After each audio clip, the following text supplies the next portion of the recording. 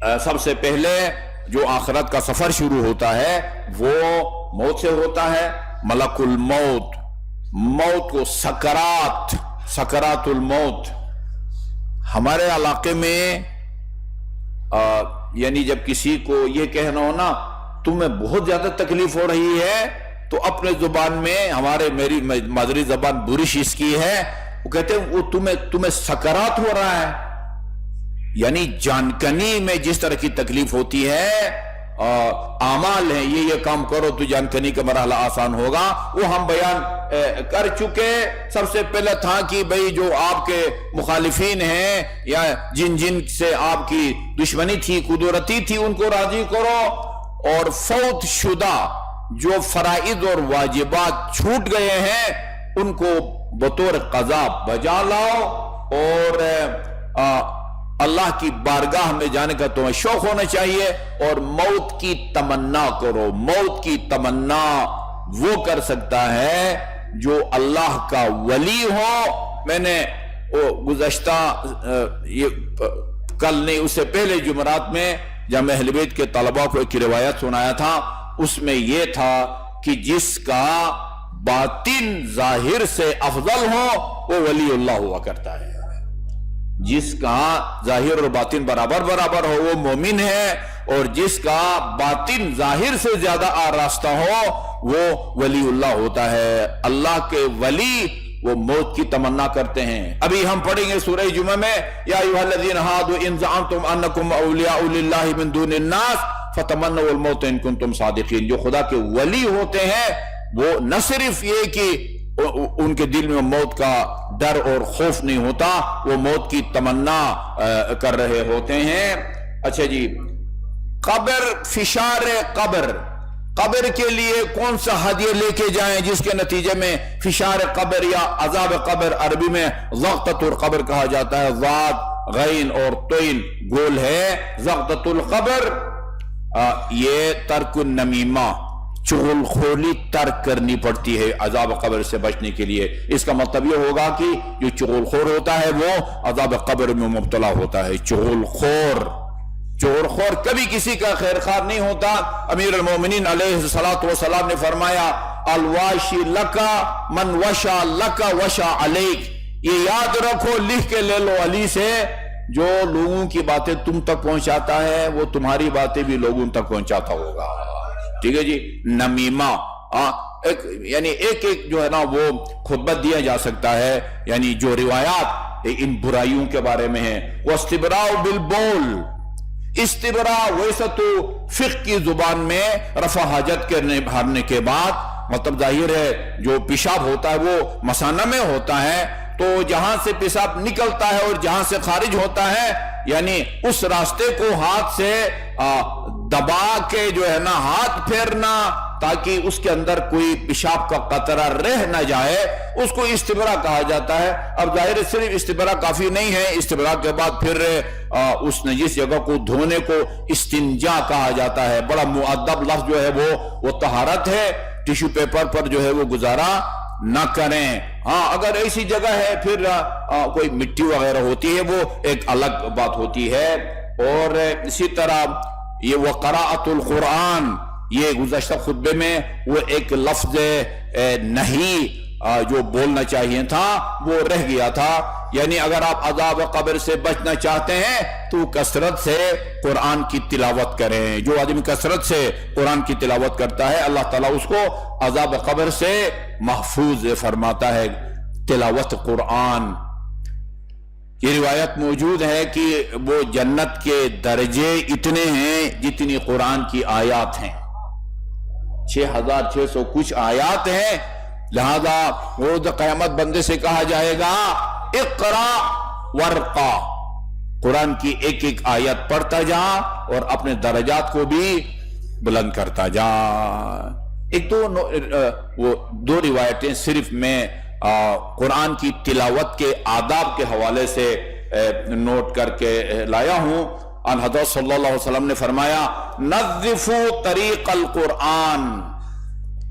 آپ کے مرکز میں، آپ کی مسجد میں اگر کوئی غیر معمولی شخصیت آنے والی ہو یا ملک میں وہ کوئی سربراہ مملکت آ رہے ہوں، یا بھی جو کانفرنس ہوئی جو وبال جان بن ہوئی تھی پورے اہل اسلام آباد کے لیے، تو وہ شہر کو صاف رکھا جاتا ہے۔ یہاں کوئی آنا چاہے تو ہماری کوشش ہوتی ہے کہ راستے صاف ہوں۔ فرمایا نظفوا طریق القرآن، جہاں سے قرآن گزرتا ہے نا اس راستے کو صاف ستھرا رکھو۔ قیل یا رسول اللہ وما طریق القرآن، قرآن کن راستوں سے گزرتا ہے؟ فرمایا افواہکم، تمہارے منہ جو ہے قرآن کے راستے ہیں۔ قیل بماذا، پھر منہ کو کس طرح صاف ستھرا رکھیں؟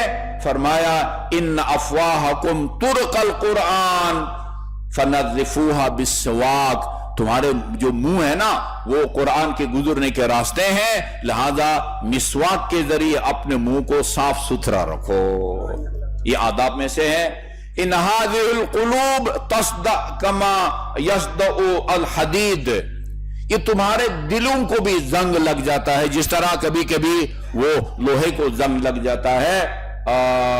قیل یا رسول اللہ وما جلاؤها، وہ اس کو تو زنگ صاف کرنے کا طریقہ ہم کو معلوم ہے، اس کو وہ لوہے کو دلوں کو زنگ لگ جائے تو اس کو کس طرح صاف کیا جاتا ہے؟ فرمایا قالت تلاوت القرآن، قرآن کی تلاوت سے دلوں کو جو زنگ لگا ہوتا ہے وہ صاف ہو جاتا ہے۔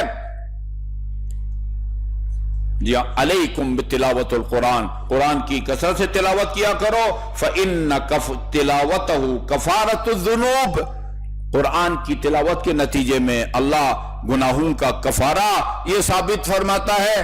قرآن کی تلاوت وہ گناہوں کا کفارہ ثابت ہوتا ہے، اور ستر فی النار، آتش جہنم کے مقابلے میں ایک بہت بڑا وہ اس طرح کا مضبوط پردہ ہے۔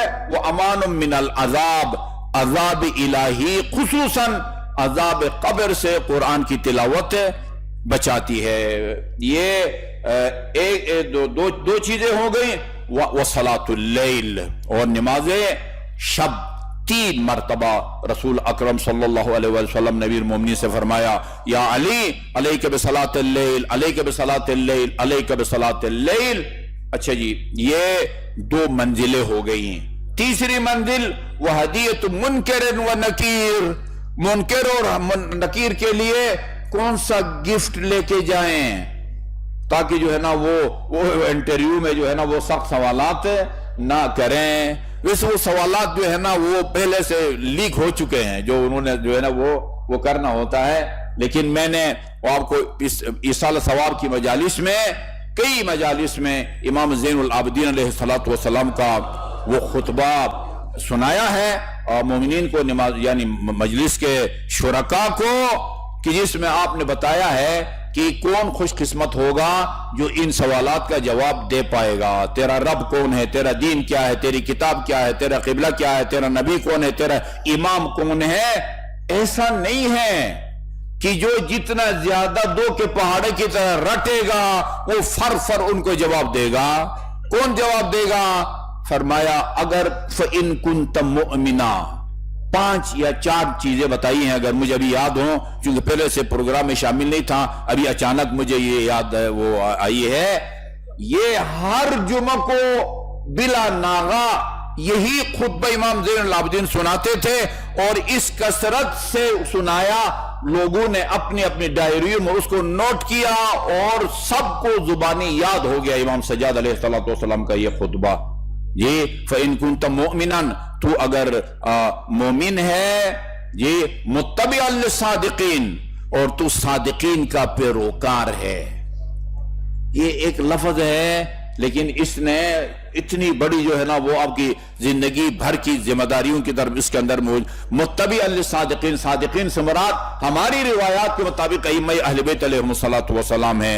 یہ تو اگر مومن ہے اور صادقین کا پیروکار ہے، یہ 2 صفتیں اور بھی ہیں، سب سے مشکل صفت جو ہے وہ یہی ہے، یہ تو اللہ حق اور حقیقت کو تیری زبان پر جاری کر دے گا۔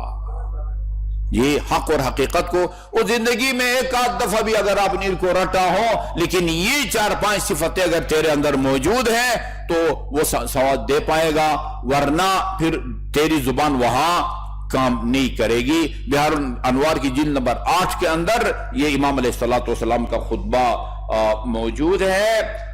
4 چیزیں ہیں جو آپ نکیر اور منکر کے لیے بطور ہدیہ لے کے جا سکتے ہیں، اور پھر وہاں آپ کو مدد ملے گی، وہ جو ہے نا وہ سخت سوالات نہیں ہوں گے۔ نمبر 1 صدق اللسان، سچ بولنا۔ سچ بولنا، جھوٹ بولنا گناہ کبیرہ ہے، سچ بولنا جو ہے وہ، جھوٹ بولنا حرام ہے، سچ بولنا واجب نہیں ہے، ٹھیک ہے جی۔ بولو تو سچ بولو، جھوٹ نہ بولو، لیکن کیا ہر سچ کو بولنا ضروری ہے؟ نہیں، کہیں ہر سچ کو بولنا ضروری ہے اور کہیں ہر سچ کو بولنا ضروری نہیں۔ جھوٹ بولنا حرام ہے، ہاں سچ اگر بولنا ہے تو پھر سچ بولنا ہے، نہیں بولنا ہے تو پھر نہ بولو، جھوٹ جو ہے نا وہ نہ بولو۔ ایک سچ حدیث وَتَرْكُ الْغِيبَةِ، غیبت کو ترک کرنا ہوتا ہے جی۔ جو غیبت کو ترک کرے گا وہ بھی نکیر منکر کے جو ہے نا وہ سوالات کا جواب دے پائے گا، یا وہ سخت سوالات وہ نہیں کریں گے۔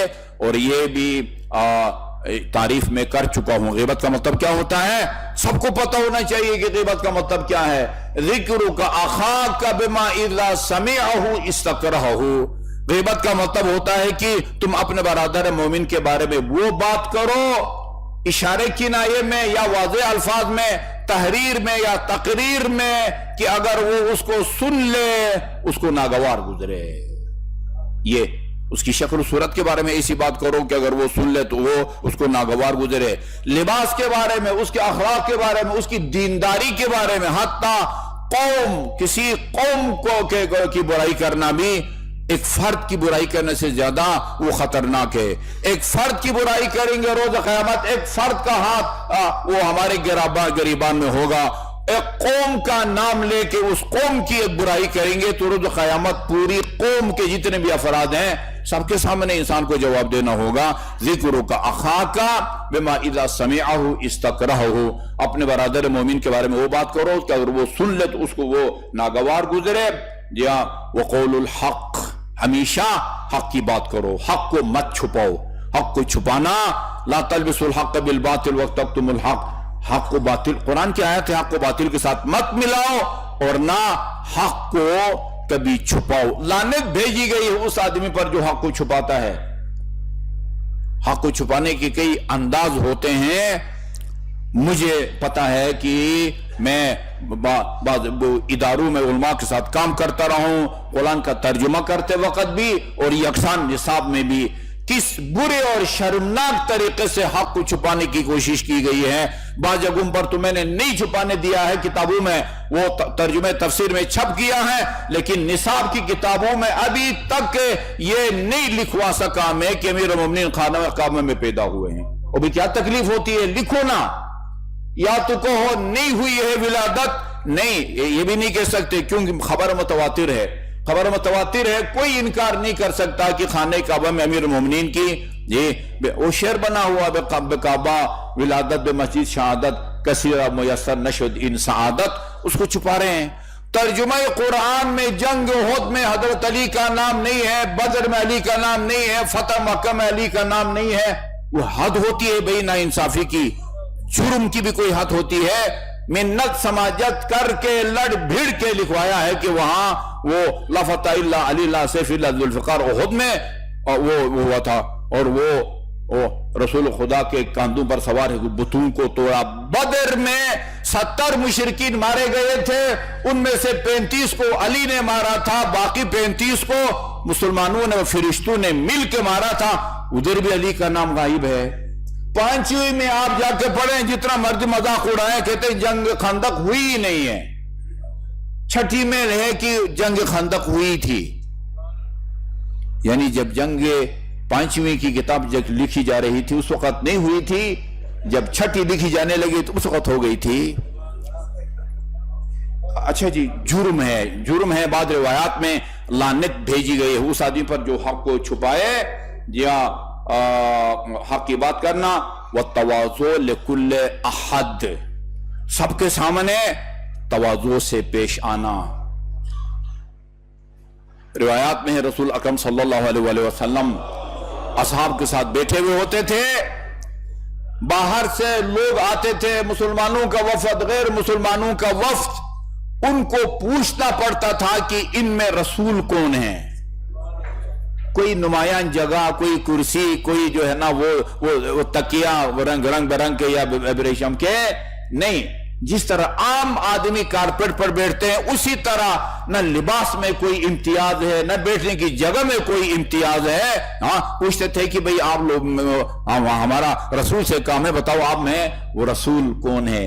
امیر المومنین علیہ السلام کے گھر میں باپ بیٹا مہمان آتے ہیں، کھانا کھلانے کے بعد قمبر وہ لوٹا اور پانی اور برتن تولیہ لے کے آگے بڑھا، امیر المومنین کے بارے میں فوصب علی علیہ السلام، وصب کا مطلب ہوتا ہے جمپ مارنا، چھلانگ لگا دینا، جیسے وہ پتہ نہیں وہ آگے بڑھے اور قمبر سے لے لیا اور کہا کہ میں جو ہے نا اس کے ہاتھ دھلاؤں گا۔ یہ خدا کی مخلوقات میں جس کا میرے اور آپ کے عقیدے کے مطابق دوسرا مقام ہے، وہ اپنے مہمان کے ہاتھ دھلا رہا ہے، مہمان کے ہاتھ۔ عرض کیا یا امیر المومنین، یہ کہتے ہیں کہ وہ لوٹنے لگا خاک کے اندر، کہا کہ یہ خدا مجھے دیکھ رہا ہے۔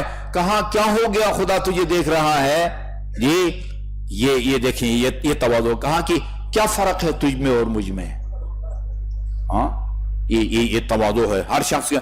جو آدمی کسی روایت ہے، جو آدمی کسی محفل میں جا کے وہ اس جگہ نہ بیٹھے جو اس کے لیے بنائی گئی ہے اور عام آدمیوں کے ساتھ جا کے بیٹھ جاتا ہے، جب تک وہ اس جگہ بیٹھے اللہ کے فرشتے اس کے لیے طلب مغفرت کرتے رہتے ہیں۔ تواضع، تواضع، اس کے نتیجے میں بھی نکیر اور منکر کا جو ہے نا وہ مرحلہ آسان ہو جاتا ہے۔ وَتَوَاضُ لِكُلِّ أَحَدٍ۔ باقی جو ہدایہ ہیں ان کو انشاءاللہ پھر میں اگلے خطبت میں عرض کروں گا۔ آج اتنے ہی وقت کے دامن میں گنجائش تھی۔ اعوذ باللہ من الشیطان الرجیم، بسم اللہ الرحمن الرحیم، والعصر ان الانسان لفی خسر الا الذین آمنوا وعملوا الصالحات وتواصوا بالحق وتواصوا بالصبر۔